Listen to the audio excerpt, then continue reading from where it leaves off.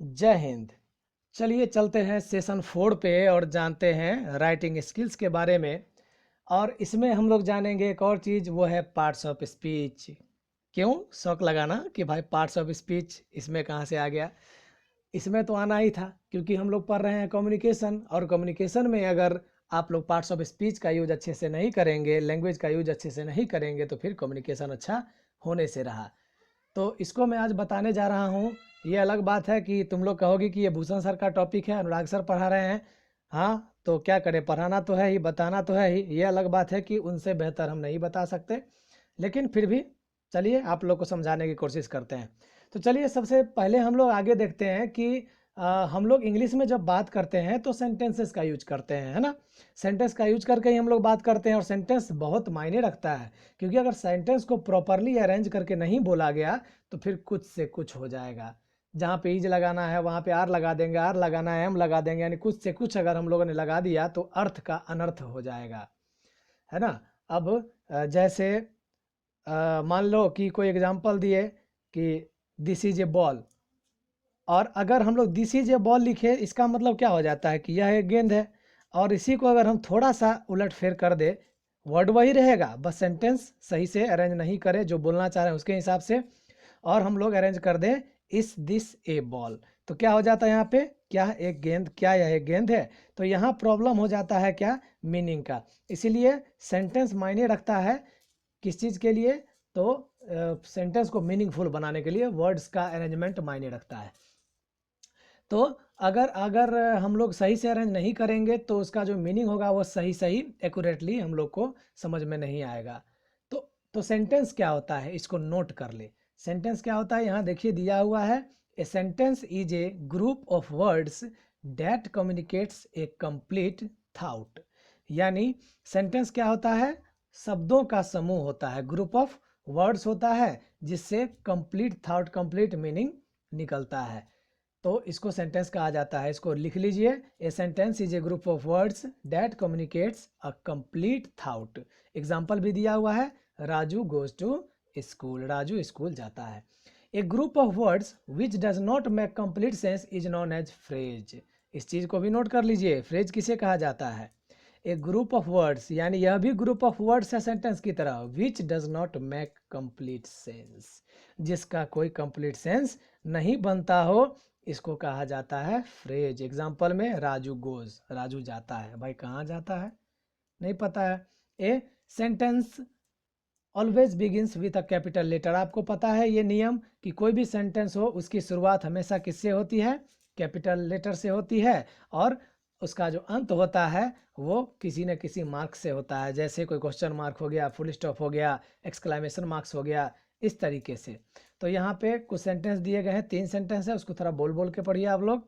Did you work on your project, I completed it yesterday, that is good.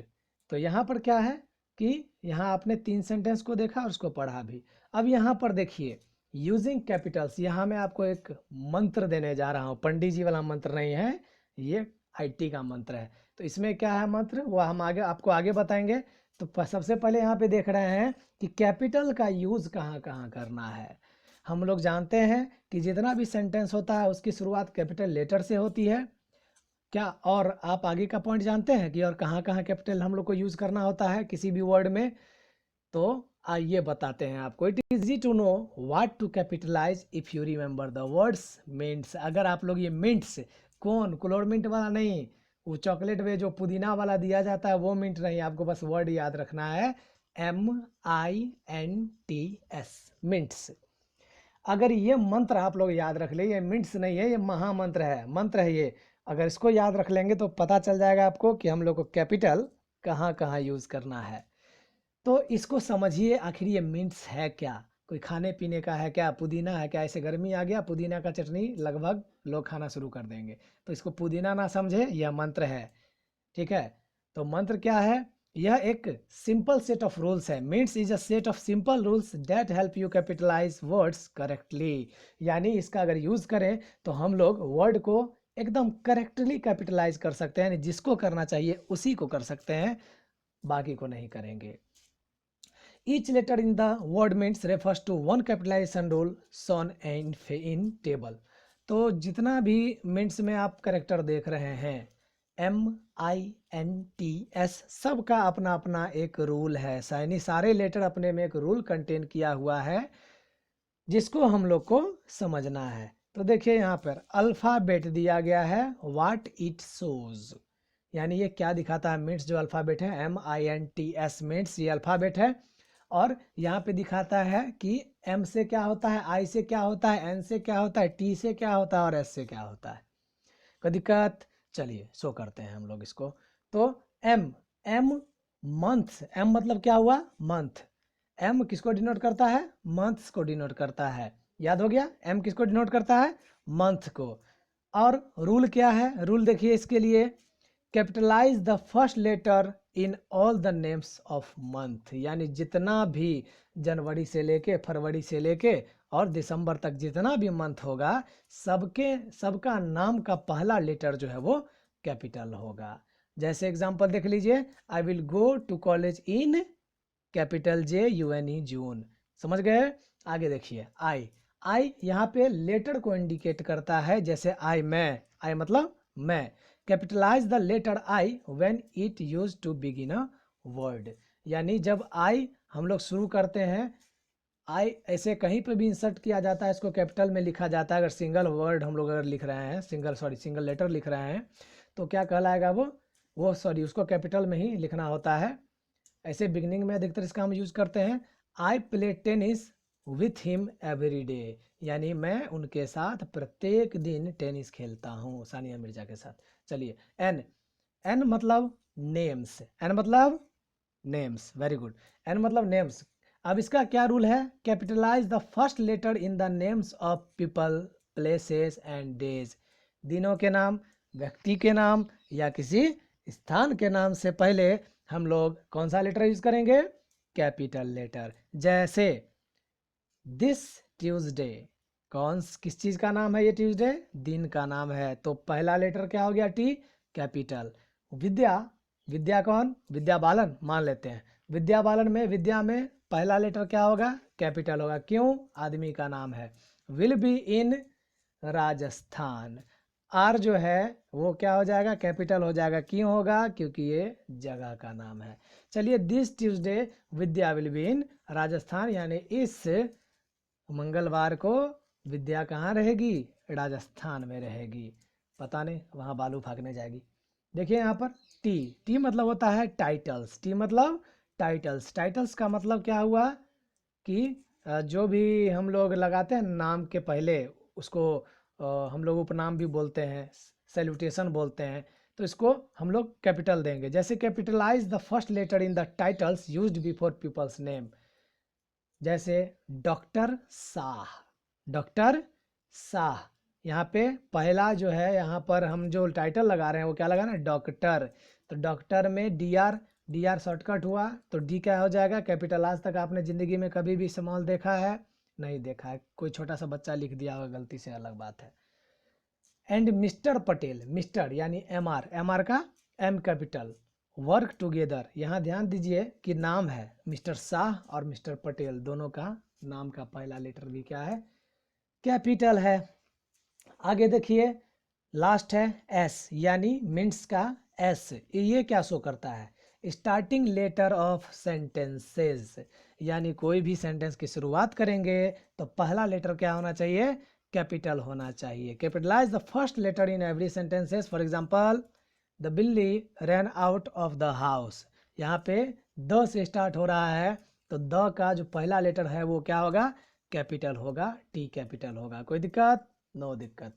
चलिए, तो समझ गए होंगे कैपिटलाइजेशन का रूल्स। तो आगे हम लोग बढ़ते हैं और देखते हैं पंचुएशन। पंचुएशन क्या होता है जी, ये पंचुएशन जो होता है ये मार्क्स होता है। मार्क्स यानी सिंबल, जिसका हम लोग यूज करते हैं सेंटेंसेस में। तो इसके बारे में हम लोग एक एक करके देखते हैं। तो पंचुएशन क्या होता है, इसको आप लोग लिख लें, अपने कॉपी में नोट कर लें। It is a set of marks, यानी ये क्या होता है, मार्क्स का सेट होता है, such as the full stop and the comma. Full stop हुआ, कॉमा हुआ, जो कि और भी बहुत सारा है जिसको हम आगे बताएंगे, which helps us separate parts of sentence and explain it's meaning, जो कि हम हमारे लिए हेल्पफुल होता है किस चीज़ के लिए, तो सेंटेंस के डिफरेंट पार्ट्स को अलग अलग करने के लिए और इसके मीनिंग को बताने के लिए। लाइक जैसे upper case letter punctuation is also a very important part of sentences and has some rules.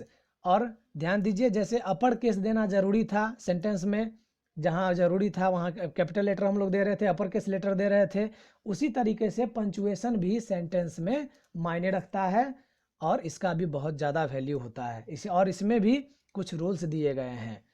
तो some common punctuation marks and their use have been given in table. तो यहाँ पे कुछ जो कॉमन है पंचुएशन मार्क जिसका हम लोग सबसे ज़्यादा यूज़ करते हैं अपने लिखावट में, तो इसका कुछ दिया गया है यहाँ पर, वो सिंबल दिया गया है, साइन दिया गया, उसका एग्जाम्पल भी दिया गया है। तो चलिए हम लोग देखते हैं उसको। सबसे पहला पंचुएशन नेम है फुल स्टॉप। हिंदी में क्या बोलते हैं पता है? पूर्ण विराम। फुल स्टॉप मतलब पूर्ण विराम। चलिए, तो इसका साइन क्या होता है? डॉट। लेकिन हिंदी में डॉट नहीं होता है, हिंदी में आपको सीधा लाइन खींचना होता है। यूज क्या है इसका फुल स्टॉप का? यह शो करता है कि अब सेंटेंस चल बसे, यानी सेंटेंस अब अंत हो गया। Shows the end of a sentence, also use to show short form of long words. और साथ ही साथ ये जो शॉर्ट फॉर्म है किसी भी लॉन्ग वर्ड का, उसको भी शो करता है। जैसे डॉक्टर को हम लोग शॉर्टेंड कर सकते हैं डी से, when we use is at a title before a name.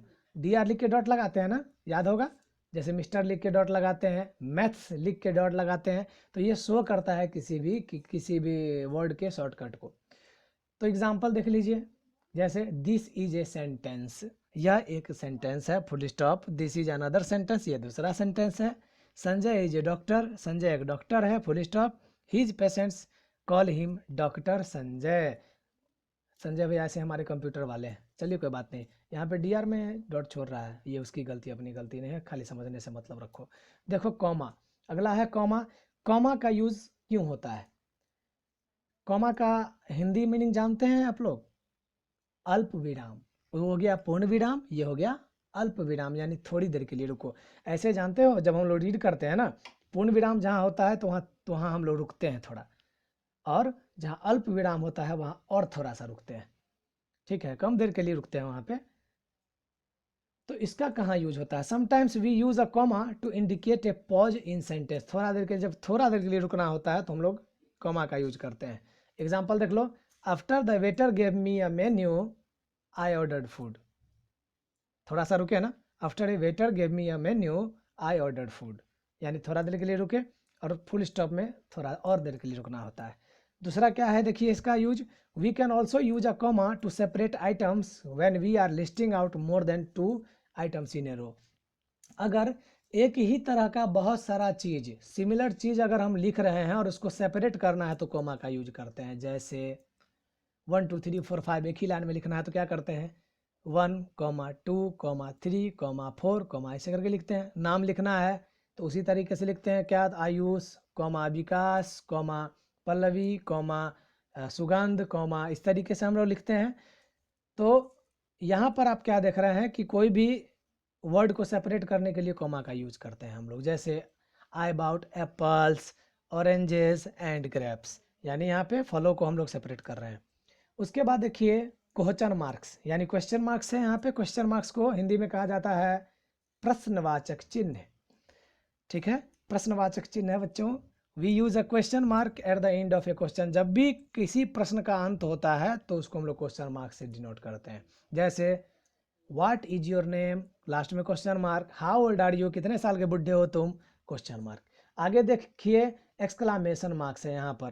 तो एक्सक्लामेशन मार्क्स को यहाँ पर हम लोग आई थिंक विषमयादी बोधक चिन्ह कहते हैं। और यहाँ पर देखिए we use an exclamation mark at the end of a word और a sentence to indicate a strong feeling such a surprise, shock और एंगर। इसका यूज कब करते हैं? जब हम लोग को कुछ अचानक खुशी हो, दुख हो, उत्साह हो, उसको दिखाने के लिए यूज करते हैं, तो एक्सक्लामेशन मार्क्स का यूज करते हैं। जैसे व्हाट अ प्लीजेंट सरप्राइज, इसको बोला भी उसी स्टाइल में जाता है ताकि आप में दिखे कि हाँ उत्साह है आपके अंदर में। ओह यू आर लेट, जैसे आप लोग लेट लेट होमवर्क भेज देते हैं। अब आगे देखिए, उसके बाद एपोस्ट्रोफी है। तो एपोस्ट्रोफी यानी इसको कब देते हैं, when use an apostrophe followed by an S to shows that something belongs to someone. यानी अगर किसी का किसी से नाता दिखाना होता है, रिलेशन दिखाना होता है, तो हम लोग एपोस्ट्रोफी के बाद एस लगा के उसको शो करते हैं। जैसे डेट इज दिव्याज पेन, ए के बाद हम लोगों ने एपोस्ट्रोफी लगाया और उसके बाद एस लगाया। एपोस्ट्रोफी के बाद हम लोगों ने एस लगाया, यानी यह दिव्या का पेन है। उसके बाद आर दीज अब्दुल्स बुक, क्या यह अब्दुल का के किताब है। उसके बाद देखिए दूसरा क्या यूज है इसका, we also use an apostrophe to indicate the shortened form of some words in informal speech. कभी कभी हम लोग शॉर्टकट मारना होता है लिखने में, तो इसका यूज करते हैं। जैसे लेट अस गो के बदले में हम लोग लिखते हैं लेट्स गो। और वहीं पर क्या, he is not there, is not को हम लोग इजंट लिखते हैं, इजंट देयर। तो यहाँ पर इस तरह का यूज होता है। तो आप लोग को पंचुएशन मार्क्स के बारे में बता दिया है मैंने। और आपको क्या बताया है मैंने आपको बताया है रूल, यानी कैपिटलाइजेशन का रूल बताया है। और शायद आज के लिए इतना ही काफ़ी है। दूसरे दिन हम लोग बताएंगे आपको, हम आपको पढ़ाएंगे बेसिक पार्ट्स ऑफ स्पीच। ऐसे मार ही देते हैं इसको। चलिए देखते हैं, there are 8 basic parts of speech in English language. English भाषा में 8 बेसिक पार्ट्स ऑफ स्पीच होते हैं। कितने हैं? 8।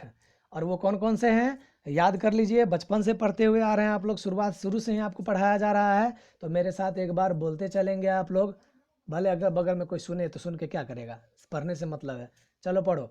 Noun, pronoun, verb, adjective, adverb, preposition, conjunction और इंटरजेक्शन।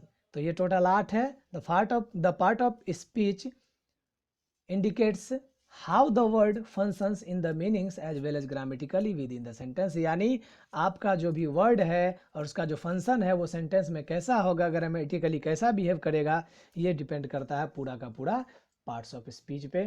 तो चलिए यहाँ पे हम लोग इसको देख लेते हैं थोड़ा एग्जाम्पल, और उसके बाद आगे बढ़ेंगे। तो यहाँ पे मेन जो है 5 यहाँ पे इसको दिया गया है। तो देखिए जैसे नाउन्स में हो गया नेम, एनिमल, प्लेस और थिंग, याद है ना डिफिनीशन। तो नाउन्स हो गया। प्रोनाउन क्या हो गया, संज्ञा के बदले प्रयोग किए जाने वाले शब्द, जैसे आई, यू, ही, सी। उसके बाद एडजेक्टिव यानी विशेषता बताने वाले, सावर, स्वीट, स्पाइसी, सॉल्टी। वर्ब्स यानी क्रिया, फॉल, गया बेचारा, टीच। उसके बाद एडवर्ब्स, क्रिया विशेषण यानी क्रिया की विशेषता बताने वाले, ईट स्लोली, खाता है लेकिन धीरे धीरे। सिंग, गलती लिख दिया है इसलिए हमने भी गलती पढ़ा।